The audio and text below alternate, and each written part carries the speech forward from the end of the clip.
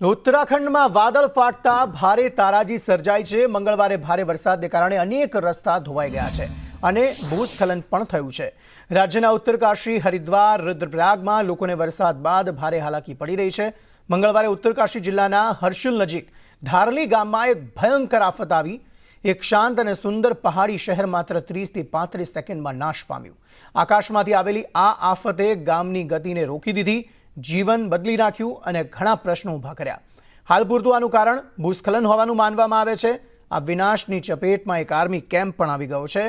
અહીં એક આર્મી મેસ અને એક કેફે છે। આ અકસ્માતમાં ઘણા સૈનિકો પણ ગુમ થવાની આશંકા છે। સેનાની 14 રાજપૂતાના રાઇફલ્સ યુનિટ હર્ષિલમાં તૈનાત છે। હર્ષિલમાં નદી કિનારે બનેલ હેલિપેડ પણ ધોવાઈ ગયું છે। ભારે વરસાદને કારણે હેલિકોપ્ટર દ્વારા બચાવ અને રાહત કાર્ય શક્ય નથી થઈ રહ્યું।